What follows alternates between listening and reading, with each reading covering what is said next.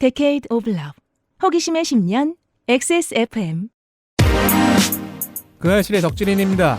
권한대행 체제에서 전쟁이 난다면 우리는 어떻게 해야 할지, 반란 세력은 왜 한의종과 몇몇 학교 병원을 폐쇄했는지, 왜 어떤 반란군은 지대한 민간인의 지위를 따랐는지 이번 주도 질문이 쏟아졌습니다. 2024년 크리스마스에 김건희 윤석열의 난 FAQ 지금 시작합니다.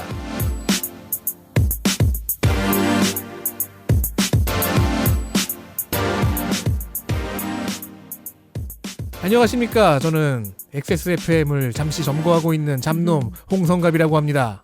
하하하하하. 주에 한 1시간 반 정도 점거하고 계시죠? 90분 천하다.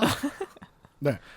지금 잠시 물러나 있지만 다시 한번 권토중례를 노리고 있는 사장 유승균 씨가 나와 있습니다. 지난주에 이런 질문이 들어왔었죠. 덕질인이 저를 때리면 무엇인가? 이건 외환에 해당됐다고 했잖아요. 네. 그럼 제가 덕질인을 때리면 뭘까요? 이건 고도의 방송 제작 행위입니다. 컨텐츠. 예, 헌법에 전혀 어긋남이 없어요. 너무 빠른 수사가 진행되고 있어가지고 그 수사기관이 여러분들의 질문에 많은 답변을 해주고 있습니다. 그렇습니다. 예를 들면 계엄은 언제부터 생각한 거냐, 윤과 김이. 네. 저는 결국은 이제 집권 초 혹은 집권을 준비하던 시절부터일 거라고 예상을 합니다만, 길게 보면 현재까지 지금 검찰이 찾아본 바에 의하면 3월 달에 안가에서 술 먹으면서 계엄을 할 거다라는 말을 윤석열이 했다고 전해지죠. 왜 안가에서 했느냐? 최순실 박근혜 국정농단 수사 때 윤석열이 안가에 가봤죠. 가서 여기가 왜 있는지, 여기서 뭘 했는지를 누구보다 자세히 조사했죠. 네. 그리고 거기를 바로 개조했죠. 그러면서 마음에 쏙 들었죠. 여기에 바가 있으면 딱이겠어. 수사를 하러 온 줄 알았는데 부동산을 보러 온다는 거였어요. 아, 여기는 계엄 논의하는 아주 코지한 곳이다. 수사기관이 아직 제대로 답하지 않고 있거나 정당이 미처 쳐다보지 못하고 있는 것들을 저희가 답변을 해드립니다. 잠시 후에 시작을 하도록 하겠습니다. 소개해 주셔야 되는데. 맞아요. 네. 지금 사장이 권좌를 되찾을 생각이 너무 심해서 다른 사람들은 소개하지 않고 있어요. 건조 에디터가 있고요. 그리고 네. 안녕하세요, 박판규 변호사입니다. 미래의 헌재 재판관님이십니다. 자기 PR. 우리 버거보살이 네. 언론인, 정치인, 판사 등을 잡아들인다 그랬잖아요. 네. 그 중에 판사구들 대표 박판규 변호사예요. 예, 뭐 이렇게 판사나 변호사들이 좀 곤란한 질문을 받으면 이렇게 대답하는 경우가 있거든요. 네. 판사는 인지가 붙지 않으면 대답하지 않는다. 그리고 변호사는 인지? 선임료가 입금되지 않으면 대답하지 않는다. 그렇죠. 그렇다면- 인지대가 들어와야 돼요. 아, 그렇지만 이제 판사가 아니시기 때문에 MBC 스트레이트가 질문하러 갔더니 잘 대답을 해주셨거든요. 아, 네네. 예, 그래서 만약에 다시 내란 세력이 들어온다. 이제 박판규 변호사도 위험해요. 조심해야겠습니다. 지금은 네. 무물 판사가 되셨다. 그렇습니다. 무물보 판사. 네. 어제 오늘의 김에 이어서 오늘도 새로운 광고주가 있는데, 정말이지. 다 이제 10월, 9월 이때부터 준비한 새 광고들이거든요. 하늘이 무너져도 광고주를 찾고 있어요, 저희는. 광고 시작하겠습니다. 그것을 알기 싫다는 용산에서 신뢰를 담당하고 있는 컴스테이션, 내 곁에 종로 5가 더 쌍화, 건조함과의 영원한 이별 빅그린, 꾸준히 당신을 챙겨주는 로아스웨이 혈당 그리고 다이어트, 새로 만난 민중가요 민주노총과 함께하는 새 노래 프로젝트에서 도와주고 있습니다. XSFM입니다.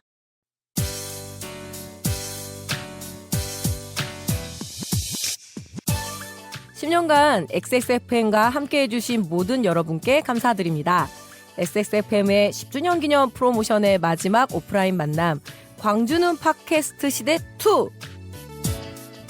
24년 12월 28일 토요일 오후 3시 광주 월드컵 경기장 옆 서빛마루 문화예술회관에서, 한 해의 마무리를 여러분과 함께하겠습니다. 예매는 인터파크에서 12월 6일 금요일 저녁 7시부터 시작합니다.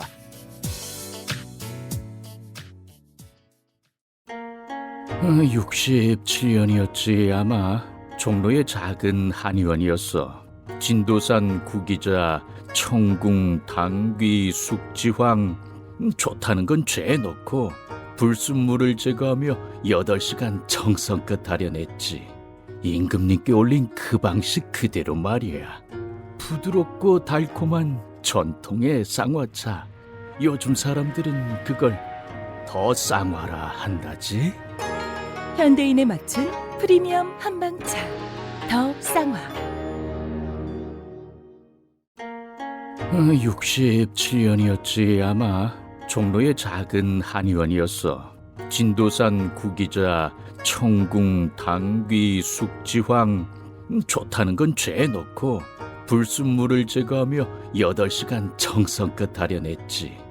임금님께 올린 그 방식 그대로 말이야. 부드럽고 달콤한 전통의 쌍화차. 요즘 사람들은 그걸 더 쌍화라 한다지. 현대인에 맞춘 프리미엄 한방차 더 쌍화. 당귀뿌리 추출물 75%, 콜라겐, 엘라스틴, 3가지 유산균 컴플렉스, 이 모든 걸 하나로 빅그린 안젤리카 샴푸. 빅 그린 두피 강화 천연 샴푸 빅그린 안젤리카. 건강기능식품 광고입니다. 탄수화물과 당이 당신을 위협합니다. 식후 혈당 상승 억제, 탄수화물의 지방 합성 억제. 이젠 챙겨 먹자. 로아스의 혈당 그리고 다이어트. 제조원 우리바이오, 유통판매원 로아셀 바이오팜. 당신은 음악 프로듀서 담편선입니다. 올겨울 시민들이 함께 거리로 나서서 새롭게 정의 내린 우리의 민주주의, 영원히 이어질 이웃들의 삶을 위한 노래를 새롭게 만들고 있습니다. 민중가요의 새로운 발견, 새노래 프로젝트. 근현대사의 아픔을 견뎌낸 노래들을 새롭게 해석하고 다시 불렀습니다. 박근홍, 여유아설빈, 성과영, 황푸아 등 한국을 대표하는 인디 아티스트들이 새롭게 부르거나 만든 우리의 음악. 여러분 일상의 모든 순간에 함께 하겠습니다. 텀블벅에서 지금 새노래 프로젝트를 후원해주세요. 새노래 프로젝트 앨범, 특별 제작한 머그컵과 의상을 선물로 보내드려요. 이 프로젝트는 민주노총과 함께합니다.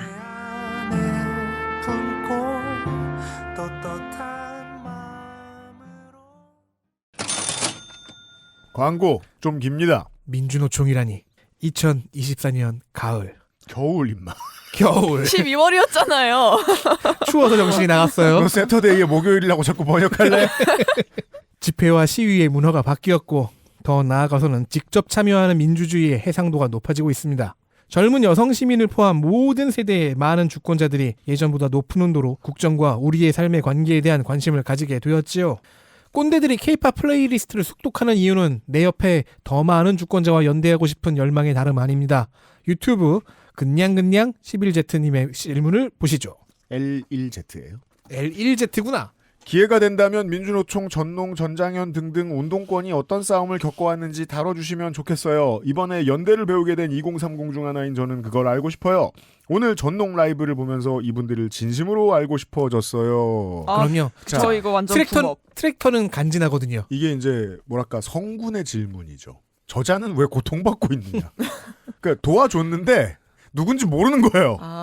예, 그 관련된 것들을 올해의 마지막 그것은 알기 싫다. 내일 이 시간에 농축사님과 정리를 해드리겠고 이 말씀을 굳이 왜 광고에 넣었느냐. 젊은 시민들, 더 나아가 대한민국을 지켜온 투쟁의 역사와 문화에 관심이 적었던 모든 시민들 역시 마찬가지일 것입니다. 박정희의 분노하고 전두환을 밀어냈으며 독재를 무릎 꿇게 했고 모든 위치에서 시민이자 노동자로서의 정체성을 다져나갔던 사람들의 곁에 있었던 민중가요와 노동가요.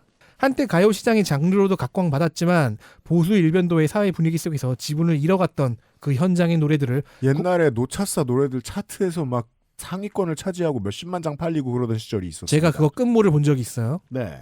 그런 현장의 노래들을 국내 유수의 인디 아티스트들이 다시 해석해서 부른 앨범 새노래 프로젝트가 현재 제작 마무리 단계입니다. 그렇습니다. 제가 플레이리스트를 알고 어떤 가수들이 불렀는지 제가 정말 다 알고 있는데 아직 지금 공개를 못해서 훌륭한 대표 인디 아티스트들이 참여했습니다. 지금 마스터링 들어가고 있다는 얘기네요. 네. 홍대 앞 문화예술 생태계의 지속 가능성을 고민하는 홍우주 사회적 협동조합 그리고 민주노총이 제작하는 새노래 프로젝트는 대한민국 대중음악상 수상에 빛나는 단편선 프로듀서가 현재 최종 작업에 임하고 있습니다. 네. 모든 세대를 역사의 도도한 흐름 속에서 만나게 할 민중가요 다시 부르기 새노래 프로젝트가 펀딩을 도와주실 분들을 찾습니다. 요즘 시국에 이제 내가 모든 소비는 아끼지만 후원만은 아끼지 않는다라는 분들이 계시잖아요.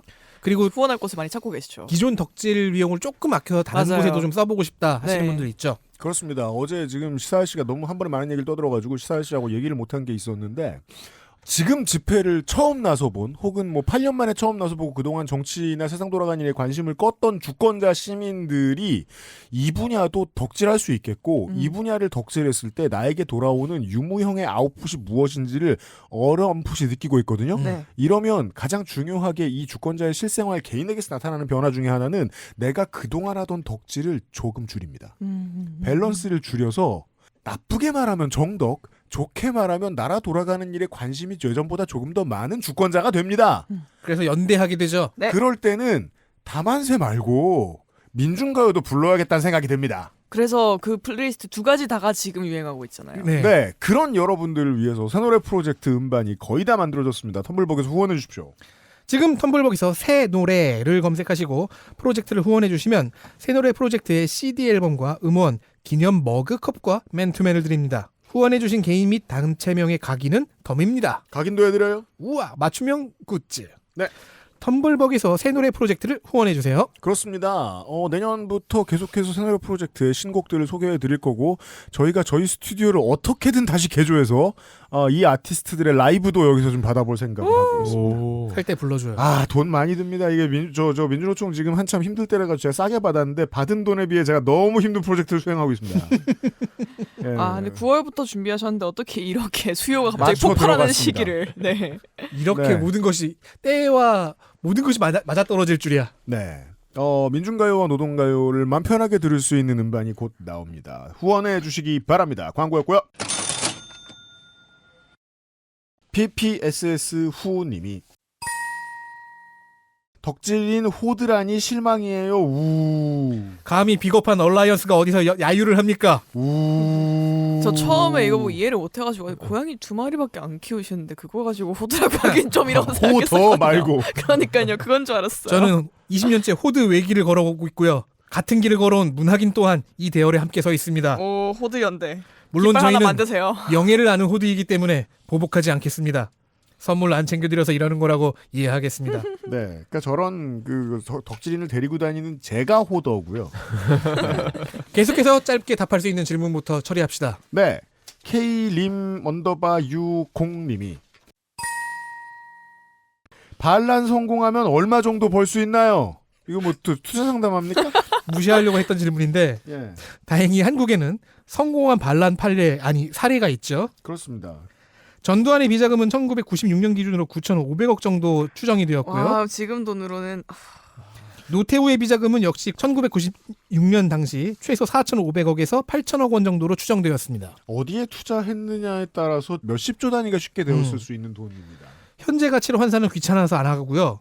박정희 비자금의 경우에는 프레이저 보고서에 8조 5천억으로 되어 있다는 낭설이 있지만 현재로서는 아예 추정 불가능합니다. 그죠?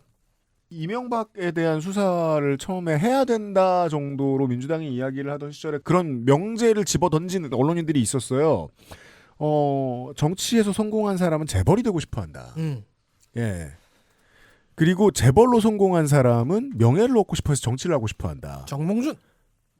양쪽의 변태들이 다 현대가에서 나왔죠. 정주영, 네, 정주영, 정몽준, 안철수, 이명박 이런 사람들. 이명박은 좀 반대된 케이스긴 합니다만은. 근데 반란은 좀 달라요. 평화 시대에는 정치가로서의 명예와 경제인으로서의 부가 둘 중에 하나만 취해야 하는 건데 반란이 성공하면 둘 다 가져갈 수 있습니다. 제가 법원에서 했던 사건 중에 하나가 네. 국정원 출신의 이제 반란 참가자였는데 국정원 돈으로 건물을 사놓은 게 있었어요. 강남에. 네. 와우. 네, 그래서 이제 그거를 네. 국정원 명의로 등기를 못 하잖아요. 그래서 이제 그죠. 그 사람 이름으로 등기를 했는데 그거를 이제 가족들이 상속을 받았죠. 근데 이거를 돌려받으려는 이제 그 세력의 소송이 한 번 있었어요. 진짜 세상에 이런 일이다. 네. 가족들이 들고 튄 거군요. 그러니까 이제 명의가 있으니까 상속을 받았고 이거에 대해서 이제 명의신탁 주장을 했는데 결국은 졌죠. 명의신탁 안 받아도. 그래서 그 가족들이 그 건물을 가져갔습니다. 나이스. 홀리. 그게 그래서 왜? 네. 꼭 발라에 성공하면 네. 이런 노태우나 전두환만 번능은 아니죠. 이제 전 세계의 정보국에 그런 얘기 많이 하잖아요. 이름 없는 건물들을 가지고 있다. 보통 이제 요즘 우리가 안가 얘기 많이 하는데 안가라는 건 모든 국가들이 돈 좀 있으면 전 세계에 뿌려놔요. 세이프 하우스. 그렇죠. 근데 이거를 윗선도 모르게 등록을 해 놓기 때문에 그러면 소유권을 주장하려고 하면 그러니까 이제 그러면 몰래 합법적 횡령이 되어버리는군요. 그쵸. 정보 요원들 중에 이제 부동산 전문가가 계시면 그래서 제가 안전 횡령. 그 네. 지난 한 주 동안 밤을 새다가 네. 그런 상상을 잠깐 한 적이 있어요. 자, 국민의힘이 뭐 정당 해산을 당하게 생겼어요. 그래서 부랴부랴 뭐 부동산 이렇게 하고 막 부동산 중에 일부를 누구한테 줘서 후계 정당으로 넘기려고 했는데 받은 사람이 박덕흠인 거야. 그리고 그 부동산들을 받은 박덕흠이 네. 후계 정당에 가야 되는데 갑자기 정계 은퇴를 한다. 그리고 아들한테 줘야죠. 그렇죠. 아, 그런 거를 좀 상상을 해봤습니다. 네. 회수. 다음 연슬점 FCA님이 연설점 반란 성공으로 언론인들 체포 시 덕질인과 유PD님도 잡아갔을까요? 체포가 안 됐다면 기분이 어땠을까요? 저기요 막일이라고 막말하시네. 땡말. 다행이죠. 안 잡혀갔으면. 다행이죠. 근데 일단 저는 안 잡혀갔을 것 같고요. 전 쩔이니까요. 유 사장은 모르겠습니다. 그 제가 12월 3일 날 했던 생각 중에 그것도 있었어요. 일을 어디서 해야 안전하게 더 할 수 있지? 왜냐하면 뉴스토마토의 소식을 제가 이제 아는 사람으로부터 들었거든요. 네, 피신한 거. 예, 이 사람들이 지금 취재를 한댄다. 네. 호텔방에 가서 이상하다. 호텔방에 갔으면 안 잡히려고 간 건데 취재를 하면 LTE를 켜야 되는데 그러니까요. 왜 LTE를 켰지? 이 얘기는 자기들이 잡혀갈 만한 몇 시간 동안 하고 싶은 취재가 있었다는 뜻입니다. 난 저러고 싶진 않은데? 그럼 난 어디에 짱 박혀서 이 일을 계속할 수 있을까 고민했던 기억이 나요. 근데요, 잡혀가도 안 잡혀가도 기분이 묘할 겁니다. 이제 잡혀가면 인정받은 것 같잖아요. 근데 돼질 거예요. 근데 되게 아플 거예요. 많이 아플 거예요. 근데 안 잡혀가면은 무사하지만 동시에 무시당한 기분이잖아요. 마음이 아파요. 이 기분이 박근혜 정권 당시 문학의 블랙리스트가 떴을 때 관련자들의 기분이었습니다. 그렇습니다. 따라서 이걸 훈장이라고 생각하지 않는 건 중요합니다. 자, 다음. 같은 질문입니다. 제 그 주변 사람들이 많이 했던 질문이기도 해요. 윤희 형사 기소되어 형사 심판이 진행되면 탄핵 심판이 늦춰질 수 있나요? 헌법재판소법 51조에는 탄핵 심판 청구와 같은 사유로 형사 재판이 있다면 심판 절차를 정지할 수 있다고 되어 있어요. 근데 의무가 아니라 가능입니다. 이걸 적극적으로 해석하고자 하는 언론인들과 정치인들이 덜어 있습니다. 최근에. 그러니까 뭐 탄핵 심판을 중지할 수 있다. 가능은 하다. 근데 안 하면 되지. 입니다. 왜냐면 장관이나 검사나 감사원장 같은 경우는 정지해 줄 수 있죠. 천천히 해도 되죠. 근데 대통령은 너무 중요한 직위잖아요. 네. 정지를 안 해줄 수가 있어요. 아까 지금 덕진이 성명을 해주시는 정보값은 뭐냐면 그럴 수도 있고 아닐 수도 있다. 이미 박근혜 탄핵 심판 때 한번 정지를 안 해줬습니다. 그렇게 결론이 났어요. 그렇군요.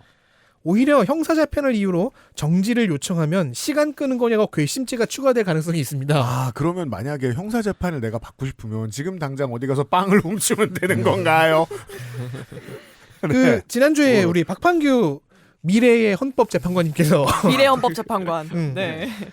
말씀해 주셨죠. 잘잘못과 형량을 따지는 게 형사재판이고 탄핵 심판의 쟁점은 그게 아니라 직책 수행에 맞는지 직책을 맡겨도 되는지의 여부이기 때문이다. 네. 핀트가 다르다. 그래서 극단적으로 따지면 형사재판 결과는 필요하지가 않습니다. 요거 좀 부연 설명을 드리면 네. 이제 헌법재판소의 탄핵 그 심판 절차는 가장 큰 목표가 헌정질서 회복입니다. 회복. 예, 그러니까 탄핵이라는 절차를 통해서 네.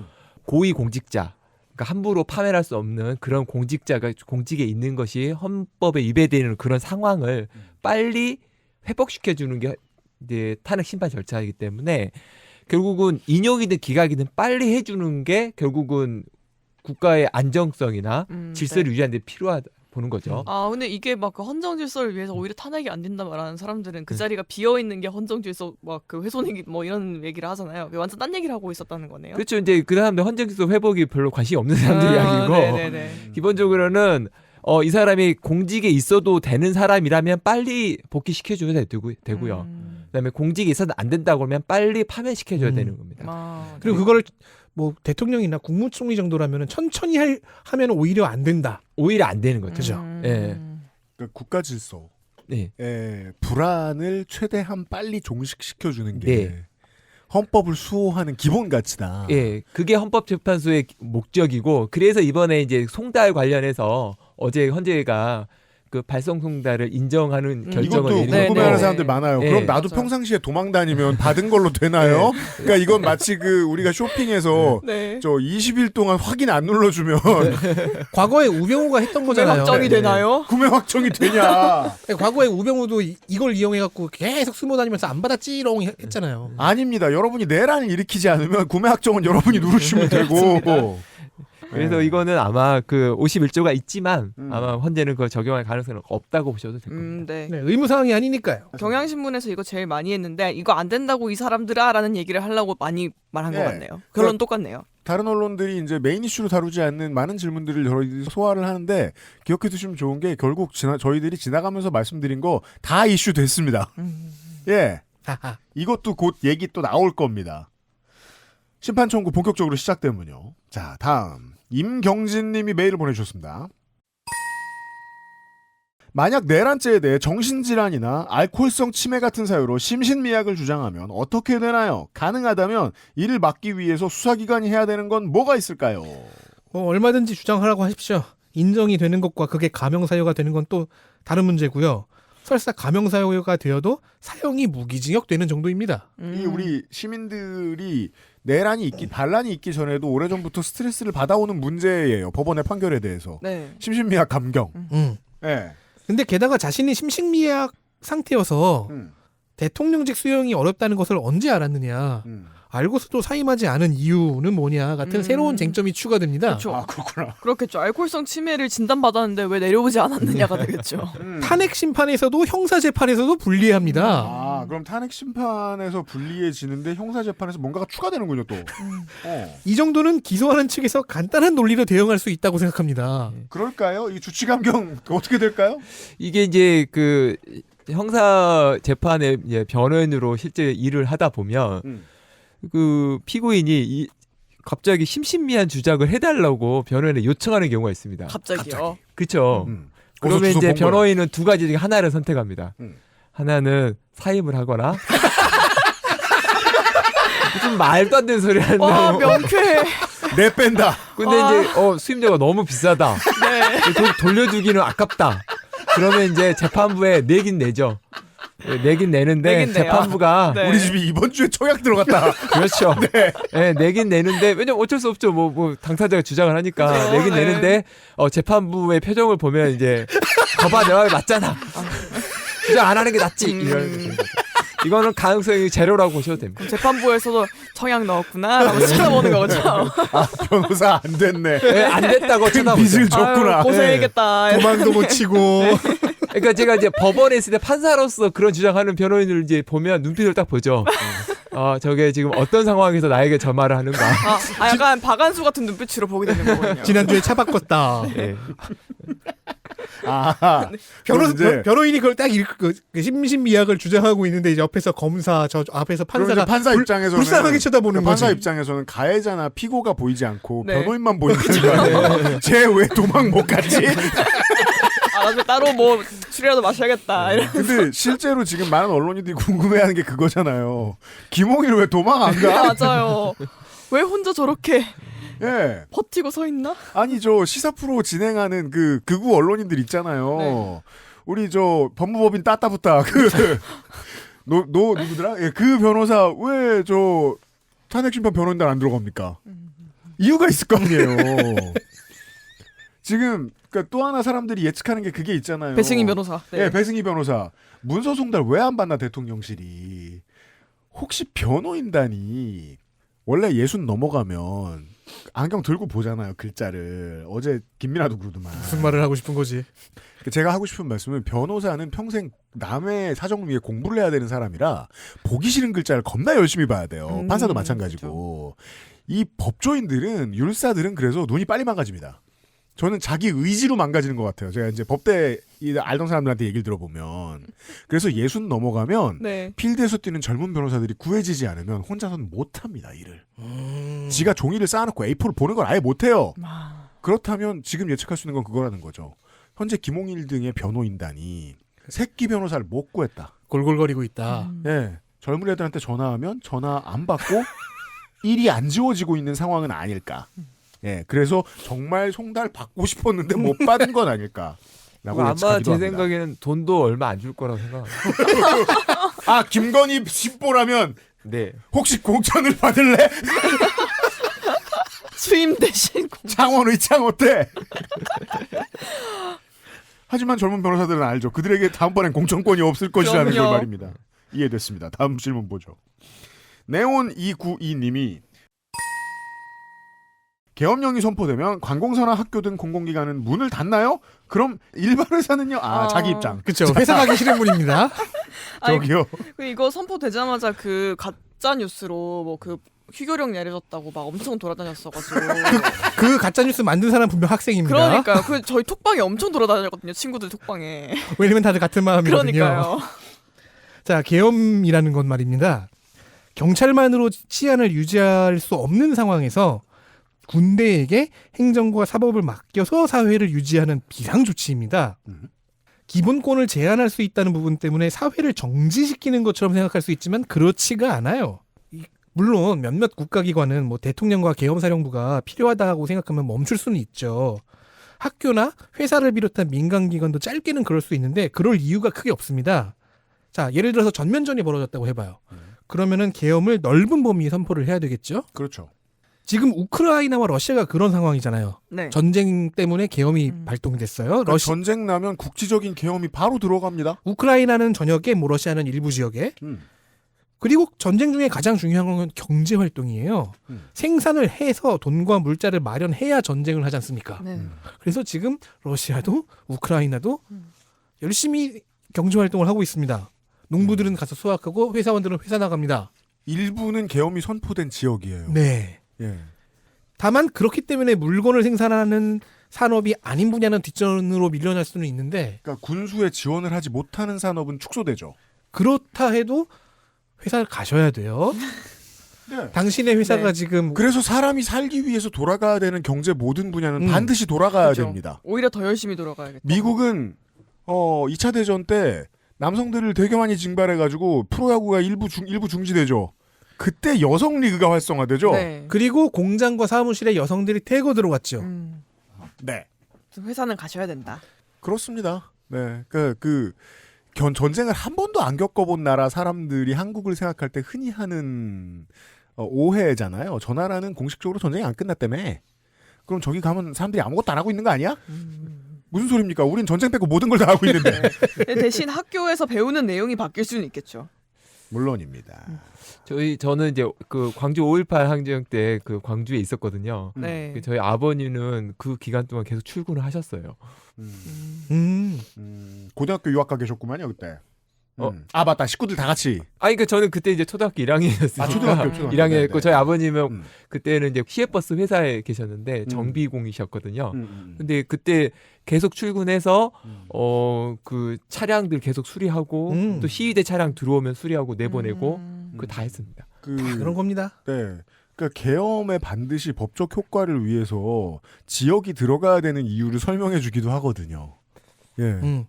아니 구실이 없는데 군인들이 자기가 법이라고 자처하고 다니면 안 되잖아요. 폭력이잖아요. 네. 다음 문_군님이 한예종을 폐쇄한 이유가 뭘까요? 일단 선물 받으시고요. 네, 이분 선물입니다. 축하드립니다. 인스타 DM 받아주세요. 대괄호를 쳤구나. 그래서 선물 받으실 분이라서. 네. 군대는요 밤이나 공휴일이면 당직이라는 걸 써요. 그렇죠. 시작이 좀 이상하지만 쭉 들어보세요. 각 부대마다 장교 한 명이 이제 당직사령이라고 해서 지휘관을 대신합니다. 소대와 중대 규모에는 뭐 초급 장교나 부사관이 이제 당직 사관이라고 해서 역시 거기에 지휘관을 대체해요. 네. 여기에 이런 사람들한테 이제 당직병이 붙고요. 저 같은 사람이요. 부대에 따라서는 뭐 참모들을 대신하는 당직 부관이 있고 행정보급관을 대신하는 당직 부사관이 있기도 합니다. 그리고 이렇게 당직 근무 체계가 쫙 짜여지면요. 쭉 올라가서 그 꼭대기에는 군 1인자인 합참의장을 대신하는 당직 총사령이 국방부에서 근무합니다. 아, 매일 밤 합창의장 대리가 있는 거예요. 그죠? 네. 그러니까 밤에 그게 조직이 있는 거죠. 그죠. 그러니까 군대는 언제나 상황에 민감하게 반응해야 되는 조직이잖아요. 그래서 지휘관, 참모, 행정보급관이 근무 중이 아닌 때에도 이렇게 늘 책임 근무자를 만들어 두는 거예요. 네. 따라서 계엄 당일날 밤에도 당직 근무 체계는 돌아가고 있었겠죠. 그럼요. 자, 계엄이 났어요. 그래서 국무조정실, 즉 국무총리 쪽에서 어떤 지시사항이 당직 총사령에게 들어갔습니다. 그런데 국조실의 말과 당시 당직 근무일지의 내용이 다릅니다. 그래요? 국조실은 자, 계엄이 선포됐어요. 총리실 출입문을 닫고 출입을 통제해 주세요라고 요청을 했답니다. 총리 쪽에서. 근데 당직 총사령이 작성한 그 야근 일지에는 각 청사 출입문 폐쇄 및 출입자 통제라고 되어 있습니다. 아, 그냥 밤에 문만 잠궈달라고 했더니 포위해버렸어요. 그것도 모든 청사. 모든 공공기관을. 아, 그렇구나.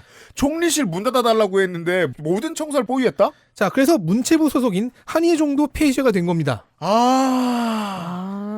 이런 위치는 당장 출동하겠습니다 한 거네요. 청사 다 뭐야? 다 청사 리스트 가져와봐. 네. 한예종 이건 뭐야? 닫아. 예. 학교인지 몰랐을 수도 있어요. 당직 총사령은. 국조실은 이렇게 와전이 된 것이라고 해명을 했고 문체부 장관도 사과를 했는데 솔직히 석연치가 않습니다. 네.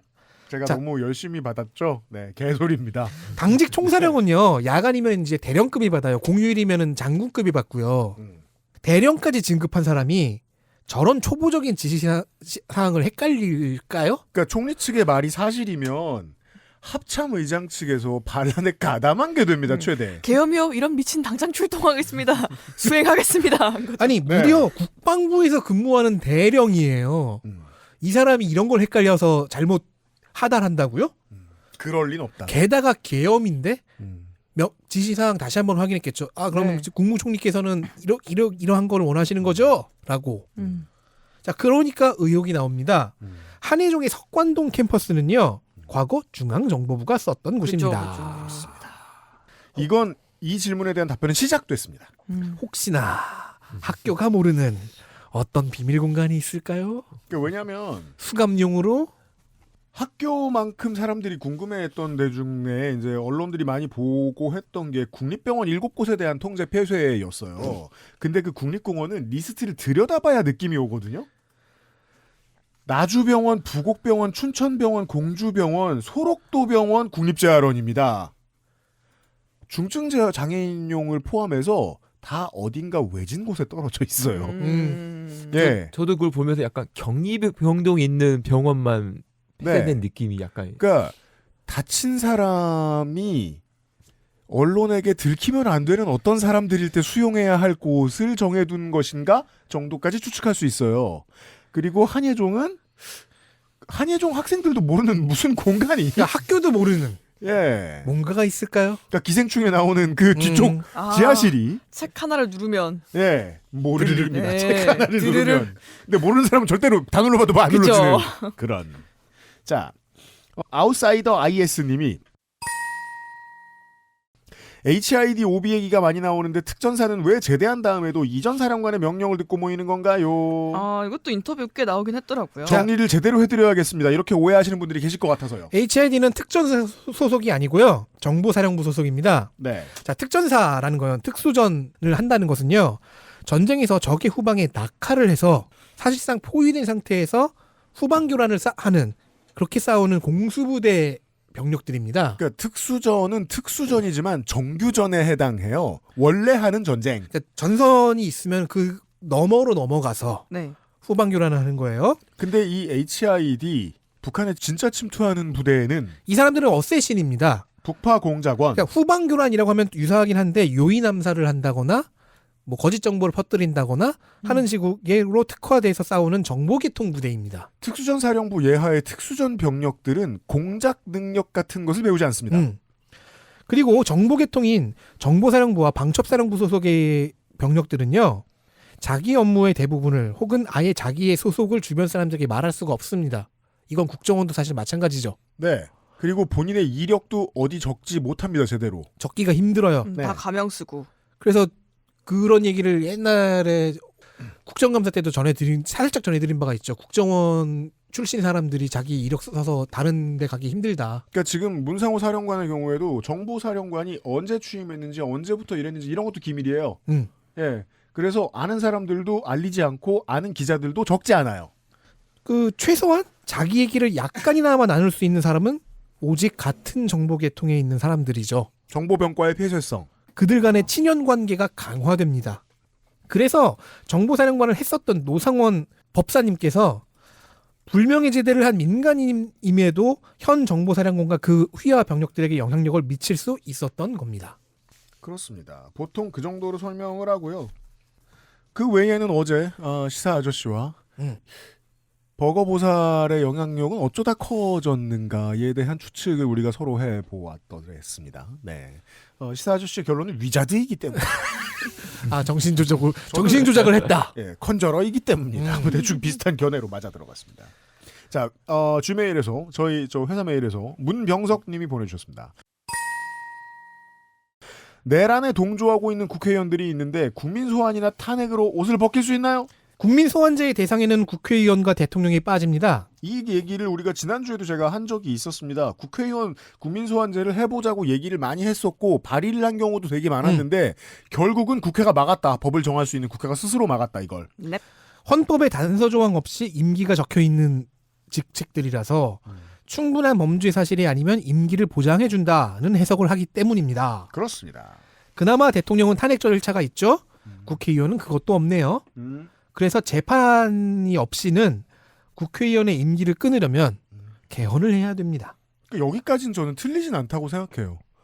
분립되어 있는 권력들 중에 국회의원을 함부로 건드릴 수 있는 권력이 있으면 안 된다는 데는 저는 완전히 동의해요. 근데 함부로 건드릴 수 있다면 그건 이제 유권자들이어야 되죠. 그렇다면 함부로 건드릴 수 있을 만한 파워를 가진 사람은 유권자밖에 안 남는 거죠. 그건 인정하라는 얘기입니다. 그래서 문재인 개헌안 중에서 10차 개헌안부터는 국민 소환제로 국회의원을 내려오게 할 수 있는 방안이 들어갔습니다. 이때부터 원내에서 문재인 대통령에 대한 이야기가 안 좋게 돌아다니기 시작합니다. 지난 대선 때 이재명, 김동연 단일화의 공약이기도 했고요.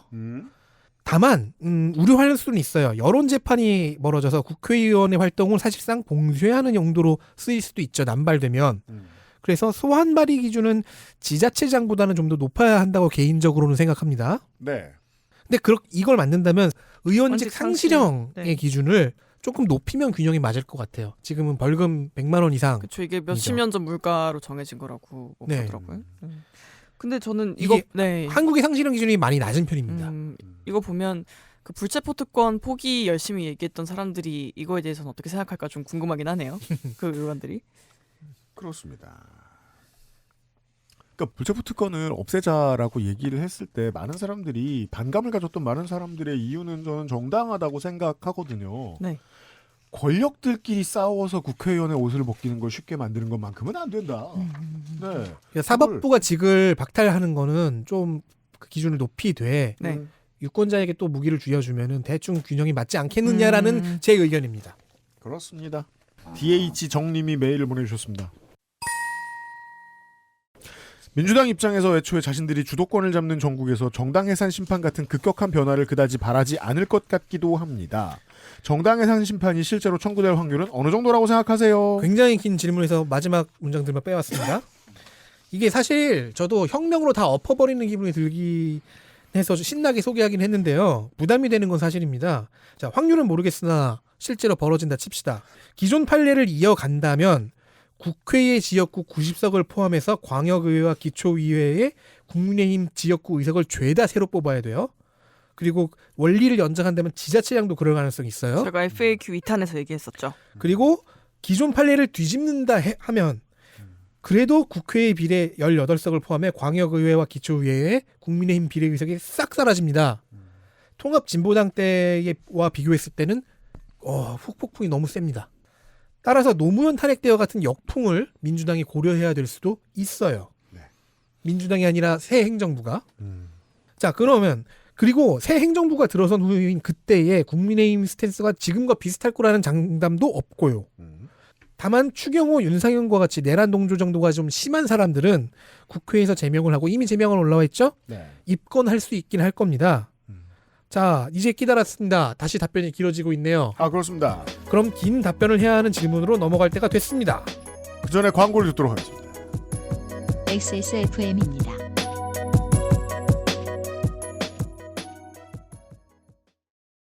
스포츠카처럼 강력한 사양의 하이엔드급 PC.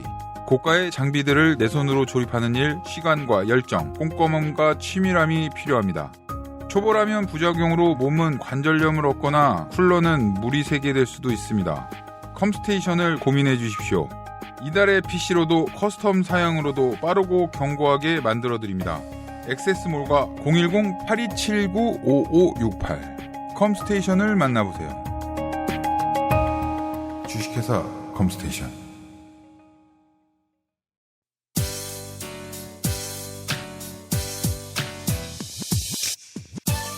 (10년간) XSFM과 함께해주신 모든 여러분께 감사드립니다. XSFM의 10주년 기념 프로모션의 마지막 오프라인 만남, 광주는 팟캐스트 시대 2. 24년 12월 28일 토요일 오후 3시 광주 월드컵 경기장 옆 서빛마루 문화예술회관에서 한 해의 마무리를 여러분과 함께하겠습니다. 예매는 인터파크에서 12월 6일 금요일 저녁 7시부터 시작합니다.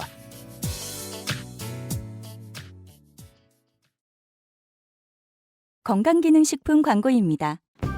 식전에 로아스엘 혈당 그리고 다이어트를 드셔보세요.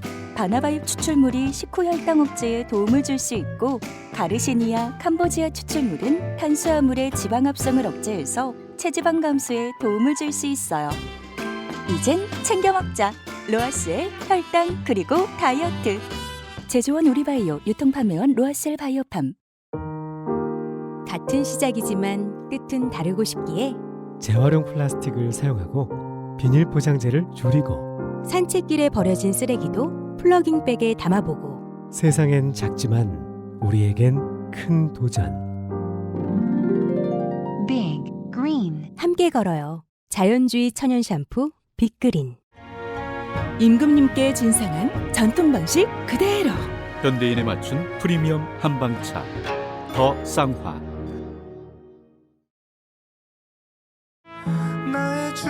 근현대사의 아픔을 견뎌낸 우리의 민중가요를 한국 대표 인디 아티스트들이 새롭게 해석한 새노래 프로젝트. 텀블벅에서 지금 새노래 프로젝트를 후원해주세요. 새노래 프로젝트 앨범, 특별 제작한 머그컵과 의상을 선물로 보내드려요. 이 프로젝트는 민주노총과 함께합니다. 우리 외롭더라도.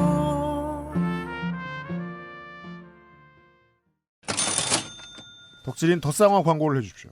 오늘 아침 영하 8도입니다. 집회 현장의 얼주가 협회 회원들도 지금은 더 쌍화가 필요할 때입니다. 그럼요. 얼마 전에 저는 집 앞에서 뱅쇼를 사 마셔야 됐어요. 오늘도 드셔야죠, 다들. 가슴이 뜨거워지는 전통 방식 그대로 만들어내는 현대인의 차. 맛은 현대인의 기호에 맞게 개발하여 남녀노소 누구나 즐길 수 있습니다. 그리고 오프라인에서만 판매하던 더 쌍화 제작의 신제품 2종도 들여왔습니다. 신제품을 소개하겠습니다. 액상차로 존재했었던 여신은 S를 환으로 만든 제품이 있어요. 환단고기? 아니, 동그란 거, 구형. 제가 너무 환장해 있어요. 마시는 거를 고체형으로. 그렇습니다. 그러니까 그 체중 관리용으로 쓴다고 알려진 것 같기도 한 다이어트용 한방차. 그러니까요. 우황청심환이 환파인 게 아니잖아요. 죄송합니다. 네. 그리고 또 하나의 환이 있습니다. 숙취 음료제로 많이들 먹는 게 있죠. 헛개. 이걸 이용한 장비 헛개 환. 워낙 유명한 재료를 사용한 제품들이니까 상세 페이지 한번 구경해 보시고요. 구매해 보시길 바라겠습니다. 연말과 설날을 맞이해서 최대 1만 원 할인 행사도 시작합니다. 선물용으로 들고 가기 좋은 손잡이 달린 박스 패키지 덕에 지난 몇 년간 선물로도 많이들 사십니다. 그렇습니다. 헛개환 같은 건 미리 준비하시는 게 좋습니다. 어차피 오늘 여러분이 술을 끊으신 게 아닌 이상 말입니다. 네, 연말 연초는 술을 많이 먹을 때죠. 그렇습니다. 지금 31일에 그럴 것 같아 걱정입니다.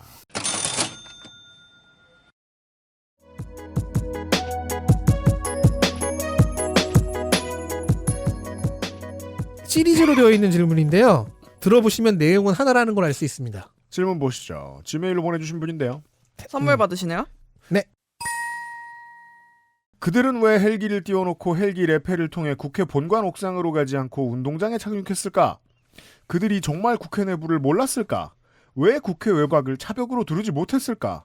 공수부대 차량은 왜 경비대 입구를 통해 들어가지 않았을까? 왜 지상으로만 병력을 투입시켰을까? 질문이 굉장히 두터웠어요. 줄이니까 이렇게 된 거예요. 줄이기 전에는 한 A4 3분의 2 정도를 채웠습니다. 이 긴 질문의 요지는 국회에 투입된 군경 병력이 너무 안일했다는 겁니다. 이해가 안 된다. 질문자는 애초에 경찰 병력이 포위를 제대로 하고 특전 병력이 빠르게 돌입해서 상황을 종결시키는 그런 그림을 왜 내란 상층부가 도입하지 않았는지를 묻고 있는 거죠.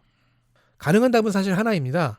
저자들은 국회와 국민이 이렇게 빠르고 담대하게 대응할 것을 예상하지 못한 겁니다. 아, 그 정도만 해도 될 줄 알았다에 가깝다는 건가요? 그거만 간단하게 말씀드릴게요. 12.12 군사 반란 때 국회에 점령해서 들어갔던 병력이 이번의 병력보다 훨씬 적었습니다. 네. 그러니까 이 내란 세력은요 최선을 다한 거예요. 그러니까 합참의장 저기다가 이렇게 따로 미끼 해갖고 떼어놓고서 그냥 시민과 국회의원들이 더 강했을 뿐이에요. 네. 자, 국회의장과 이재명 대표를 필두로 여야의 국회의원들이 담을 넘었죠. 어떤 고령의 의원은 패왕색으로 경찰들을 굴복시켜서 그렇게 해서 190명이 모였어요. 추경호가 아니었으면 더 모였을 거고요. 네. 모일 수 있게 국회 안팎에서 국회 직원, 보좌진, 일반 시민이 포위를 흩어놓고 투입을 지연시키고 있었습니다. 그러니까 이게 어떤 우리 비겁한 팬코 친구들이 총이 들어와 있으면 그 권위는 아무도 못 이긴다라는 이상한 믿음을 가지고 있던데요. 네. 그 믿음이 너무 강건하니까 그게 깨진 것에 분노하고 있는 거예요. 지금. 어떻게 총을 잡느냐. 친구들은. 아우 그거 네. 현역 때 그런 말 했으면 당장 뒤에서 장교와 부서관이 한 대 때렸을 텐데. 그리고 그 믿음은 되게 오래된 거예요. 네. 생각보다. 네. 그리고 그런 권력이 있다면 그건 초병에게나 주어지는 거고요. 저는 이 메일 보내신 분에게도 그런 믿음이 읽혀요. 내란 상층부의 세계관에서 이런 빠른 대응은 불가능했던 겁니다. 그렇죠. 왜냐하면 이건 세계사에 없었으니까요. 그리고 저자들에게 대중이란 엘리트인 우리가 이끌어줘야 하는 멍청한 레밍떼고 국회의원이란 맨날 싸움박질만 하는 한심한 인간들인 거예요. 그러니까 일반 시민들도 국민의힘 의원 텔레그램 단텔방이랑 비슷하게 대응할 거라고 생각했다는 거죠. 그렇죠. 게다가 군경 병력이 갖고 있는 시민의식도 무시했습니다. 그러니까 클릭하면 예스 하고 가서 임무를 수행하는 유닛으로만 본 거예요. 게임을 너무 많이 했다. 저 그 말 실제로 듣고 좀 충격받았어요. 이제 저희 남동생 있는 친구들은 저한테 많은 증언을 해주는데 이 사태에 대해 얘기를 하다가 뭐 그 말씀하신 총구 잡는 사건에 대한 얘기가 나왔나 봐요. 근데 그걸 듣고 나도 군대 가면은 걔는 중학생이거든요. 군대 가면은 명령이니까 시키는 대로 할 거다. 그래서 나도 저 사람들 잘못했다고 생각하지 않는다. 개헌군이. 그건 당연한 거다라고. 민주정권 아직 민주시민으로서의 소양이 적군요. 그러니까 이거는 이제 여러 가지 과정이 필요한데 남학생들이 체화하고 굴복하게 되는 학교 폭력으로부터 배우는 사회생활 이 문제에 대한 얘기는 지금 제껴놓읍시다. 너무 큰 세상이니까. 그거 말고요. 민주정권 시절에는 군대에서는 반드시 이걸 가르칩니다. 불이한 명령에 복종하면 안 된다. 저 병사였는데 배웠습니다. 일본이 패망해서 우리나라를 떠나간 지 아직 100년이 안 됐잖아요. 100년 정도는 사람들이 환청에 시달립니다. 미국은 이제야 좀 줄어들고 있는 흑인에 대한 인종차별 범죄 혹은 이제 제도적 혹은 경제적 여러 가지 차별 문제들이 2000년대, 2010년대까지 계속 있었어요. 노예제를 공식적으로 종료하고 150년 동안 그 망령이 사회를 휘저은 거예요. 한국은 개발 독재하는 게 맞다라고 하는 망령이 앞으로 50년은 더 남아있을 겁니다. 지금 커가는 아이들이 거기 체화됐을 거라고 왜 상상할 수 없죠? 그러냐 진짜 50년도 안 됐네요 아직. 네. 그러니까 이들은 신성한 주권자니 그들의 대표니 제복을 입은 시민이니 그렇게 보지 않았기 때문에 내란에서 가장 중요한 국회장악 파트를 저렇게 한 거예요. 그리고 이것보다 더 잘할 수는 없었다고 봅니다. 저는. 왜냐하면 이 세계관은 극우의 특징 중 하나입니다. 그러니까 아이들 빨리 가르쳐야 됩니다, 진짜로. 그래서 총을 줬을 때 네가 군인이 돼서 총기를 불출받아서 실탄을 넣었을 때 네 옆에 쏘라 그러면 쏠 수 있겠냐, 니네 엄마 쏘라 그러면 쏠 수 있겠냐, 계속해서 질문을 던져줘야 돼요. 네.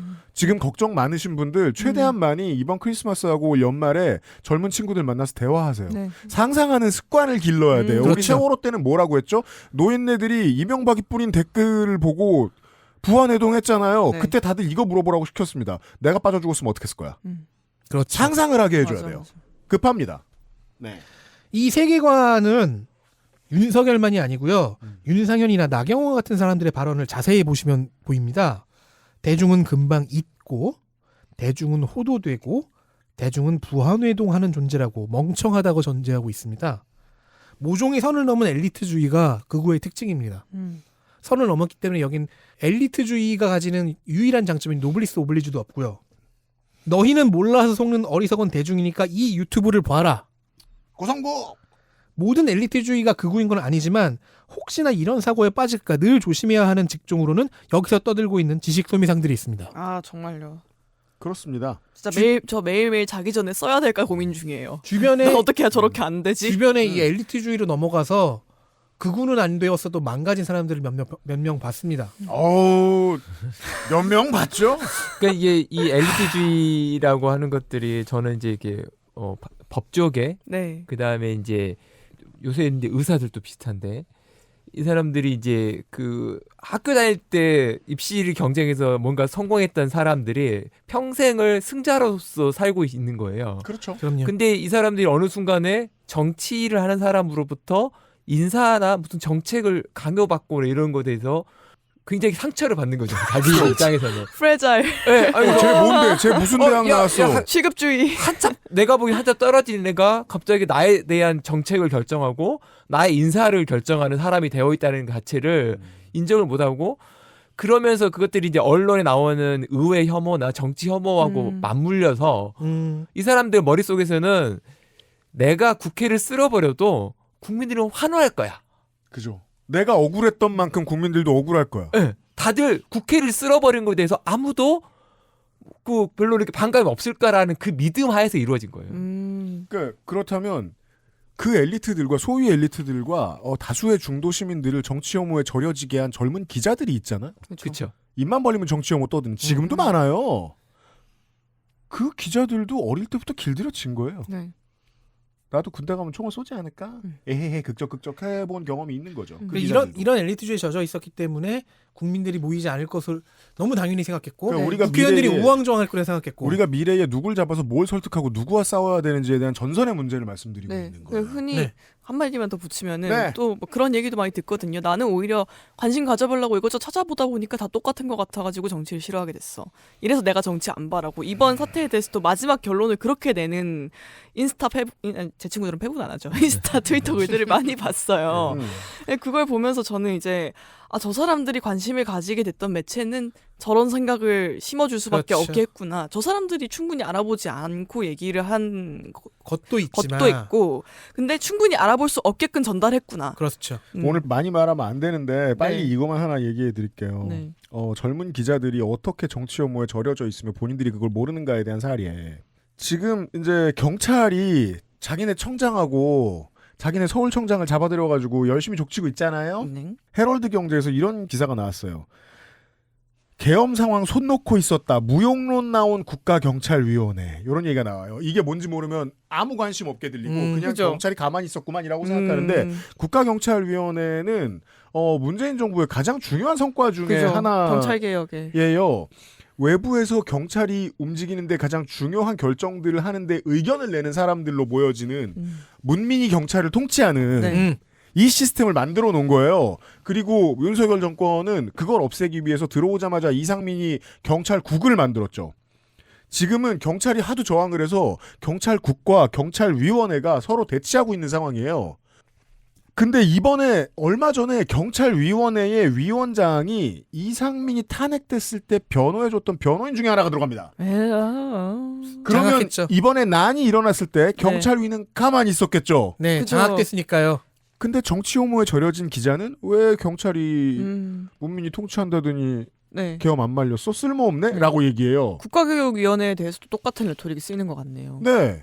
이런 사람들은 나중에 이 상황이 다 지나면 이거 왜 내란 빨리 진압 못했어? 국회 쓸모없네? 하면서 국회의원 줄이자는 자유당 같은 레토릭을 떠든 거예요.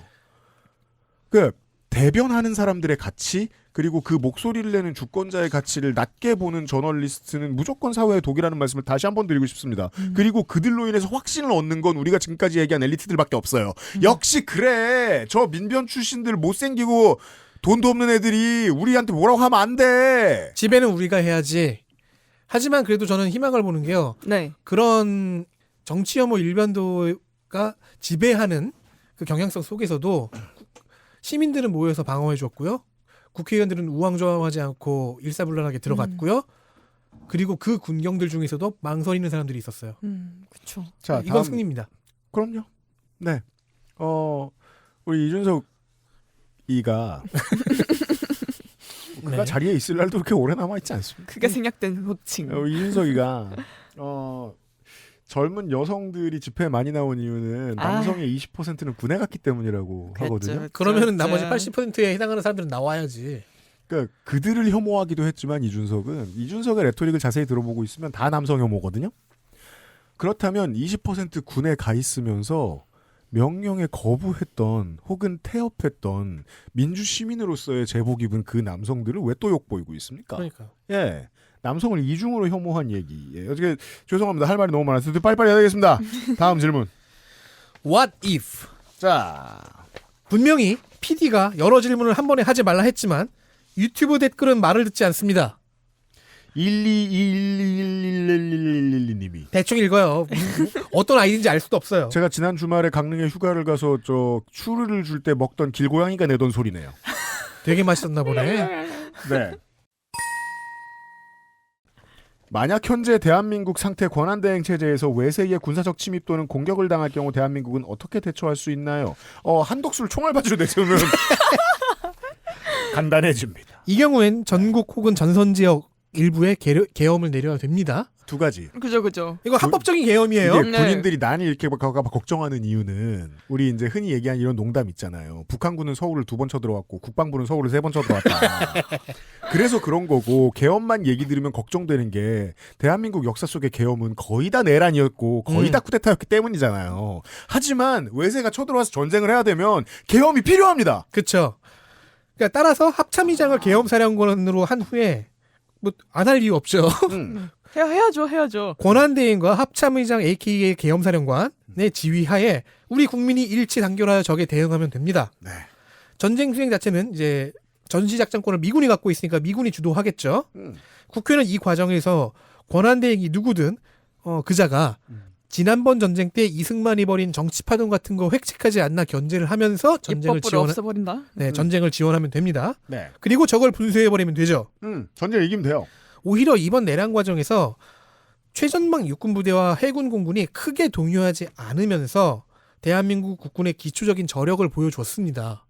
그렇습니다. 네, 이들의 사기가 지금 떨어져 있으니 잘 다독여서 올리고 있는 작업을 지금 합참의장이 바쁘게 하고 있고요. 물론 검찰이 지금 이제 캐고 있는 지작사령관 몇몇 전 일군사령관. 일군사령관은 우리나라에서 동원할 수 있는 군인이 가장 많은 장군입니다. 그럼요. 그 사람이 뭘 했는지를 좀 캐보고 얘기할 것이 있긴 합니다만 결국 대부분의 군인이 준동하지 않았다는 건 분명합니다. 그렇습니다. 네. 다시 계엄 사태가 발생하여 의원들이 의회에 모이지 못하는 경우가 나오면 의원 각자 온라인 참석으로도 계엄 해제 진행이 가능할까요? 이럴 때는 이렇게 얘기하죠. 제가 지난 시간 수업 안 들었죠. 이 학생. 법안을 냈어요. 네. 국회에 모이지 못해도 그리고 사실 지금 법으로도 가능합니다. 국회에 모이지 못해도 의장과 의원들이 한 자리에 모여 있잖아요. 거기가 임시 국회 회의장입니다. 네. 의장의 지시를 퍼뜨릴 수 있는 통신 플랫폼만 있으면 되죠. 그래야 모이니까. 근데 우리는 이미 핸드폰과 메신저라는 도구가 있어요. 설사 외부로 통하는 인터넷을 막아버려도 내부 통신망은 아직 살아있잖아요. 그렇습니다. 이 상황이 토르3에 나오죠. 그럼요. 보신 분이라면 이해하실 거예요. 그렇습니다. 아스가르드는 나라가 땅이 아니라 아스가르드는 그 땅이 아니라 사람이었다. 네. 제가 이 질문을 보고 네. 국회법을 좀 찾아봤는데 좋아요. 국회법에 회의의 장소에 관한 규정은 따로 없더라고요. 네. 네, 그래서 국회의장이 의결 정족수 모여 있는 상태에서 개회하고 의결하고 하면 다 될 것 같습니다. 그 속기사만 한 명 옆에 있으면 돼요. 그럼 기록도 남아요. 저도 이제 이것과 관련돼서 고민을 하면서 그 생각을 했거든요. 국회가 있는 편의성, 국민을 위해서 피지컬한 국회가 존재하는 편의성에 대해 생각을 했거든요. 생각보다 중요하지 않은 거예요. 줌과 관련된 가장 이제 흔해 빠진 농담이 이거죠. 줌 본사 건물 사진 위에 현대사의 가장 이상한 아이러니는 줌이 사무실이 있다는 것이다. 의회 사무실 없어도 됩니다. 근데 오늘 그 기사 나온 걸 보니까 네. 국회의장 공간에도 계엄군이 갔었다는 맞습니다. 더라고요. 네. 그러니까 이제 정말 의장까지 다 체포를 하면 정말 쉽진 않았을 거란 생각이 듭니다. 그건 맞아요. 중요한 건 의장을 체포하는 거죠. 네. 그러니까 우리가 여의도를 뽑은 게 아니고 국회의원을 뽑은 거라서요. 네. 아무데나 모여도 됩니다. 그렇죠. 그래서 국회만 폐쇄하려고 한 게 아니라 국회의원을 잡아가려고 했던 것이고. 맞습니다. 그리고 이제 청취자분들은 이걸 크리스마스 다음 날 듣게 되시잖아요. 혹시 지금도 한덕수 총리가 대행인가요? 궁금해서요. 저희가 몰라요. 예. 미래에 계신 분들 우리 소리 쳐주세요. 어스선 가래떡 총리가 아직도 똑같은 표정을 하고 앉았는지. 네, 책꽂이를 두드려 주세요. 그렇습니다. 현 계엄법으로는 계엄 해제 요구안을 대통령이 의무적으로 승인하도록 되어 있습니다. 그러나 여전히 통제권을 가진 대통령이 2판 4판으로 거부하면 어떻게 되나요? 이게 12월 4일 새벽에 우리가 걱정했던 거였죠. 실제로 여러 가지 가능성을 놓고 수괴들이 논의했던 문제고요. 군인들의 선의를 믿는 수밖에 없나요? 네. 제가 질문을 좀 길어서 중략을 했는데 이분은 사실 중간에 의회군 같은 걸 둘 수는 없지 않나요 하셨어요. 사실 그러니까 평상시에 항상 내전이 일어날 것을 사실 가능하긴 합니다. 네, 가능하긴 한답니다. 영국이나 독일 같은 경우에는 이제 군대의 통제권 일부 혹은 전부를 의회가 갖고 있어요. 그래요? 그러니까 내각이긴 하지만 그래도 지위는 행정부가 하더라도 관할은 의회 소관이다라는 그런 논리인 것 같아요. 저도 잠깐 공부했는데 일단 독일이 왜 그랬는지는 알 것 같고요. 네. 그렇죠, 네. 그렇죠. 안 그러면 안 되죠. 여기. 만약에 투표가 잘못되면 이러면서. 그래서 영국의 경우에 로열이 붙지 않는 그 부대는 뭐 의회군이라고 보면 되는데 트위터 여편 소설로 몇 달 전부터 주목받는 작가 홍라쿤 씨의 경우엔 행정부, 입법부, 사법부가 각자의 군대를 갖고 경쟁 혹은 내전을 하는 코미디를 쓴 적이 있습니다. 재밌어요. 하지만 결국 불법 계엄파가 거부하고 항전하면 그럼 진짜 내전이죠. 네. 그리고 이번 내란으로 증명된 바 불법 계엄파는 소수입니다. 네. 그러니까 그 롯데리아 상록수점도 다 못 채울 정도의 수준. 네. 그리고 일어나면 정말 안 되는 일이지만 자 내전이 벌어졌다고 치면 그나마 다행으로 빠르게 진압이 되겠죠. 수에서 너무 밀리니까요. 그리고 아마도 그 과정을 가장 짧게 만들기 위해 불법 계엄군이 출현했을 경우 반란군이라고 줄일게요. 반란군이 출현했을 경우 국회가 직접 지휘 혹은 지시를 내릴 수 있는 법 개정이 있으면 좋을 것 같다는 아주 짧은 생각은 듭니다. 명분은 만드는 게 좋다. 쉬워 보이진 않아요. 장기적으로 더 좋은 방법은 더 어렵고 더 좋은 방법은 군인 노조를 만들어서 군인들의 뭐랄까 정치적 독립성, 정치적 중립성을 더 키워주는 겁니다. 저 4일 새벽에 바로 방송하셨던 내용이 이거였잖아요. 네. 그리고 우리는요 군인들의 선의에 기대는 게 아닙니다. 군인이나 경찰이라서 제복을 입고 명령을 따르지만 사실 그들 또한 우리 사회가 키워낸 민주시민입니다. 민주시민의 기본 소양에 기대는 겁니다. 그 소양을 만들기 위해 교육과 언론이 있고요. 많이 실패했지만 완전 실패하지도 않았습니다. 만약 많은 제복 속에서 시민적 소양이 사라져버린다면 감히 말하건대 그 국가는 민주주의 국가로서의 자격을 잃은 것입니다. 그럴 뻔도 했던 거예요. 교육이 그 정도로 중요한 겁니다. 문득 드라마 지금 우리 학교는 시즌 1이 떠올랐습니다. 그거 다음 시즌 언제 나와? 몰라요? 작중에 효산시가 좀비 브레이크로 인해 계엄이 걸렸죠? 계엄사령관은 감염의 근원지인 학교에다가 좀비들을 몰아넣고 폭격을 하는 전술을 지시해요. 근데 그러면 생존자도 죽게 되겠죠. 이 작전을 들은 효산시 국회의원은 전쟁에서 이겨도 학교가 없으면 지는 거라고 절규합니다. 이 대사는 여러 가지 의미를 담고 있지만 이런 경우에도 적용이 됩니다. 답변이 되셨길 바랍니다.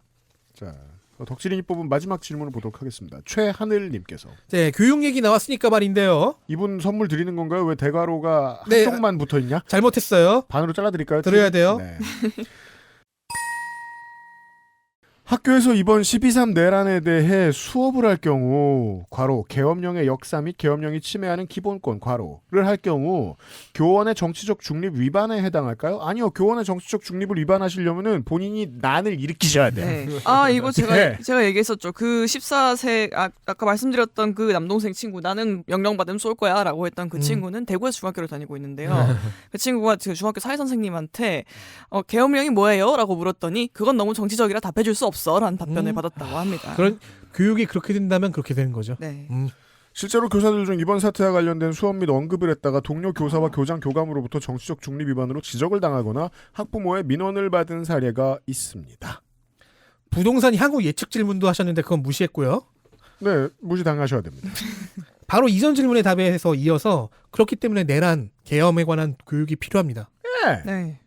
물론 보수적으로 그러니까 우파적이나 극우적인 게 아니라 보수적으로 접근하셔서 공정성을 최대한 확보하셔야겠지만 반란이라는 건 국가의 근간을 공격한 겁니다. 네.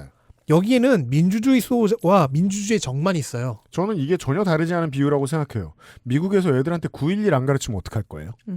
그렇죠. 9.11에 대한 미국의 공교육에는 거짓말이 가득해요. 하지만 정당합니다. 네. 제가 첫 질문에서 호드 플레이어라면서 얼라이언스를 멸시했잖아요. 하지만 아제로스의 그 양당도 최근 스토리에서는 느슨하게나마 연합을 해서 행성을 위태롭게 하는 위협에 대응을 합니다. 작가들은 이런 걸 알고 있어요. 작금의 내란 세력은 바로 그런 위협입니다. 외계인들. 현실적 어려움을 감히 이해한다고 말할 수는 없을 것 같습니다. 선생님들의. 그래도 원칙은 말씀드려야겠어요. 당장 지금부터 이번 계엄의 위법성, 내란의 위험성, 내란 수계가 갖고 있는 극단적 엘리트주의와 망상, 극우 음모론의 위험성을 교육해야 합니다. 우리가 계속 언론을 욕했지만 꽤 많은 언론은 이미 그 작업을 하고 있습니다. 저는 희망적으로 봐요. 네. 몇 년 내로 소년이 온다는 교과서에 실립니다. 그렇죠. 그리고 12월 네. 4일에 곧장 그 전국 역사교사 모임에서 바로 다음 날이잖아요. 그 개항 관련해가지고 33페이지짜리 수업 자료를 바로 공유를 했다고 하더라고요. 네. 프로토콜을 만들었군요, 빠르게. 네. 저는 이게 이제 반드시 필요하다고 보는 게 뭐냐면 네. 그 이전에 이제 우리가 그 80년 그 12.12 사태 그럴 때는 그걸 실시간으로 보지를 못했어요. 그죠. 중계되지 않았죠. 네, 중계되지 않았기 때문에 지방에 있는 분들은 그게 무슨 일이 있는지도 모르고 언론 통제가 됐기 때문에. 근데 이번 12.3 내란 사건은 전 국민이 모두 TV로 다 봤어요.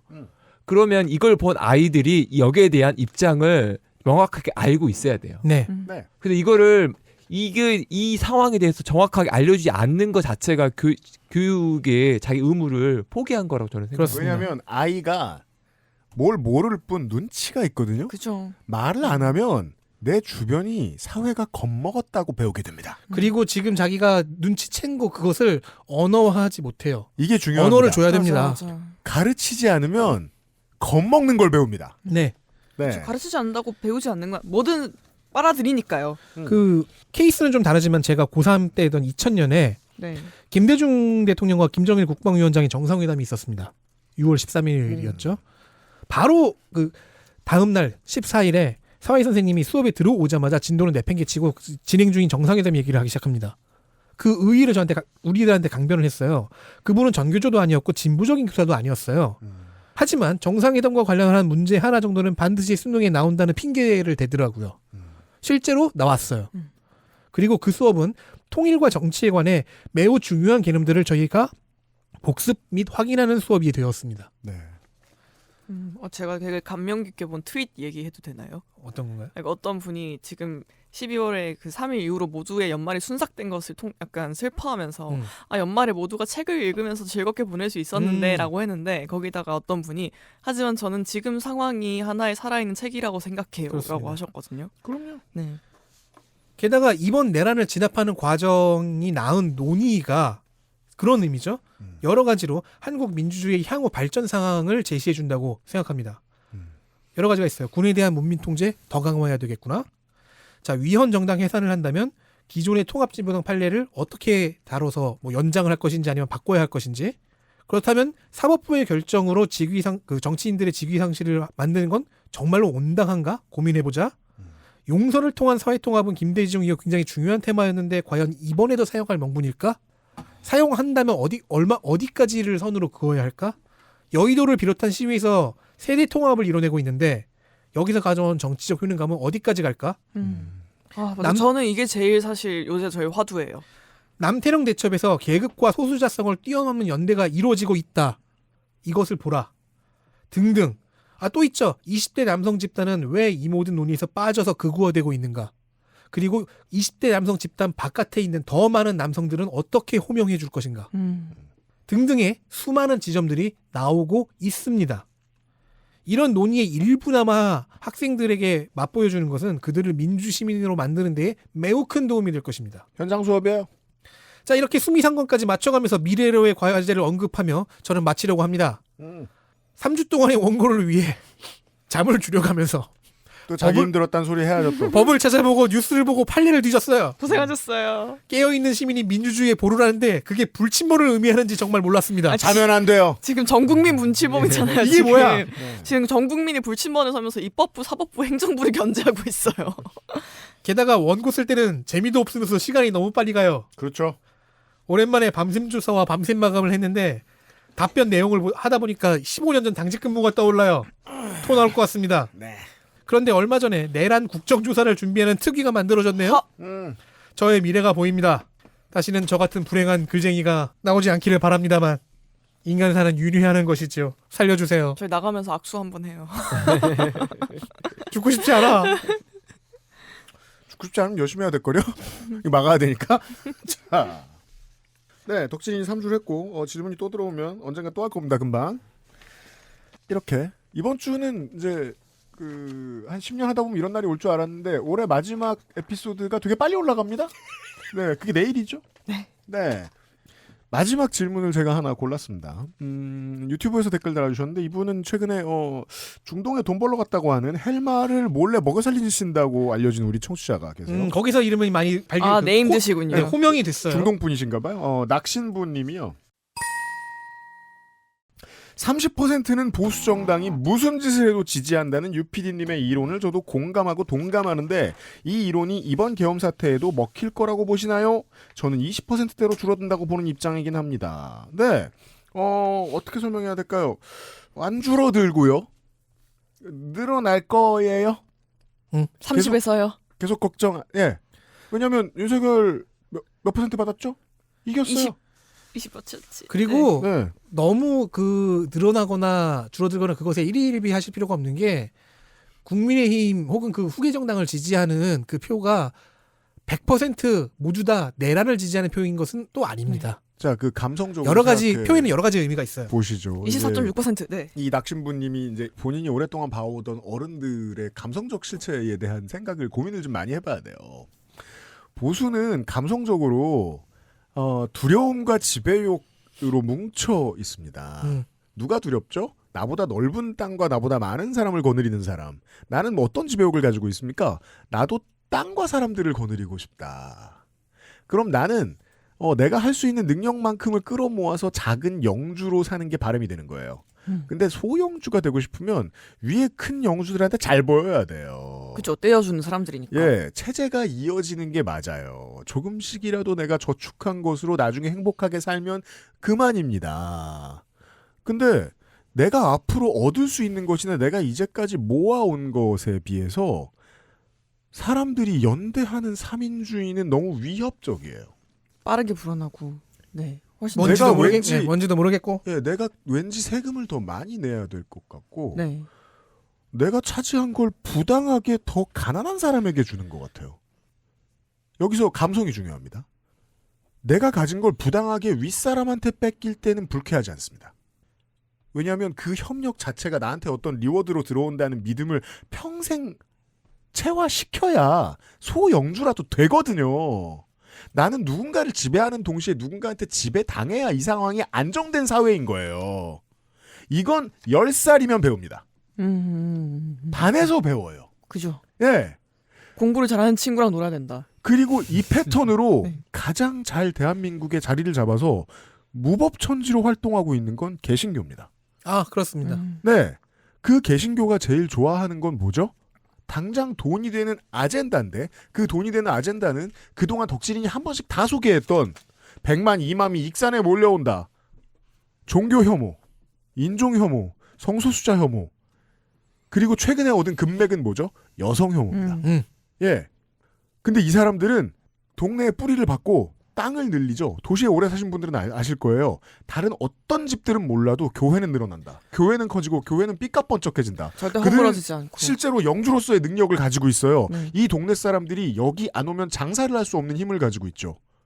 그리고 그래서- 세금을 안 내도 되고요. 그래서 90년대 이후로 한국 개신교가 가장 많이 주워 섬겼던 그 이상향으로 생각했던 게 그 정복 사업에 나섰던 이스라엘 민족이거든요. 이 산지를 4개 주소서. 거대한 개신교회는 민주당 국회의원은커녕 심상정도 못 건드립니다. 지역구가 있는 그 어떤 국회의원들도 함부로 해하지 못합니다. 가장 많은 표를 오프라인에서 한꺼번에 휘두를 수 있는 사람들이라는 하입을 가지고 있기 때문에. 근데 그들은 뭐라고요? 완전히 마음 편하게 미워할 수 있는 적이 있어야 장사가 된다고요. 완전히 미워할 수 있는 마음 편한 적은 누굽니까? 공통점은 하나밖에 없습니다. 약자여야 돼요. 그 약자를 무수히 때리는 일들 20세기에는 빨갱이 취급을 했고요. 20년대부터는 이제 뭐 페미니즘 취급을 하고요. 이거 가장 열심히 하는 거 개신교, 극우 개신교잖아요. 극우 유튜버들이고 그 극우 유튜버들한테 절여지면 보수가 가지고 있는 모든 가치관을 가장 보수적으로 주워 섬기는 정치 지도자 혹은 시민이 될 수 있어요. 윤석열은 원래 그랬던 사람이 아니라고 김건희가 계속 얘기하잖아요. 우리 노빠다. 근데 갑자기 왜 일로 들어갔냐. 이게 편하거든요. 이 시스템이 편하기 때문이에요. 내가 모든 무슬림을 싫어하고 모든 여성이 페미니스트가 되면 싫어서 그런 게 아니고 그냥 이들의 혐오에 들어오니까 온 세상이 질서에 맞게 정돈이 되는 거예요. 이게 너무 편한 거죠. 그걸 수많은 이대남들도 알고요. 방금 5억짜리 아파트를 처음 청약받은 주부들도 알고 있습니다. 이 파워를 바로 느낄 수 있습니다. 그래서 이 이상한 구조가 가능한 거예요. 국민의힘은 이준석을 포함 다수가, 유승민을 포함한 다수가 우리가 합리적인 보수고 기업만 잘 되면 된다라고 얘기하지만 실제로 그들이 주워 섬겨서 올린 대선 후보는 자유통일당, 자유당, 자유민주당, 자유군인노조가 하는 얘기를 듣고 있는 사람이잖아요. 실제로는 자유통일당의 대표잖아요. 자유통일당의 정신적인 대표가 100석이 넘는 국민의힘의 기생에 들어가서 공천을 받은 거죠. 예. 그리고 그 국민의힘은 이번에 원내의 텔레그램 방에서 보여주는 우왕좌왕하는 용기 없는 모습과 마찬가지로 힘에 무릎 꿇을 사람들입니다. 아무리 평상시에 그냥 풀밭에 뛰어놀게 하면 합리적 보수주의자인 것처럼 군다고 해도 결국은 가장 무섭게 굴고 가장 적들을 소수자들을 매섭게 몰아칠 사람들한테 무릎 꿇을 사람들이에요. 왜? 보수는 기본적으로 비겁하니까. 비겁한 순서대로 성공했거든. 3%의 지분으로 세상을 지배할 수 있는 거예요. 그건 나치도 그랬습니다. 낙신부님이 무슨 희망을 가지고 있는지 알겠는데요. 그 3%짜리가 49%가 돼서 대통령이 당선됐던 거거든요. 그날은 또 옵니다. 언젠가. 지금 국민의힘 원내의 다선 의원들이 두려워하는 건 자기가 늙어 죽을 때까지 보수 정당이 질 것 같아서 그런 거예요. 기간의 문제다. 예. 하지만 이준석이 봤을 때는 자기가 한 50 될 때까지는 다시 살아납니다. 그래서 지금 대선 출마해서 지분을 미리 부어놔야 되는 거예요. 보수는 죽지 않습니다. 왜? 사람은 평시에 비겁하거든요. 싸움이 끝나는 평화로운 날이 올 거라고 생각하지 마세요. 그날은 우리가 극우주의자가 된 날입니다. 무엇보다 우파의 세계관은 온건한 것에서부터 저 극우까지 한 가지 공통점을 갖고 있습니다. 세상은 정글이고 아무도 믿을 수 없다라는 두려움에 근간하고 있기 때문입니다. 때로는 옳죠. 하지만 때로는 아니기도 하고요. 네. 지금은 아닌 때지만 동시에 또 낙진부님, 옳은 때기도 합니다. 이동형 유니버스의 유튜브에 가시면 희망을 아무리 불어넣어줘도 너무 많이 믿지 마세요.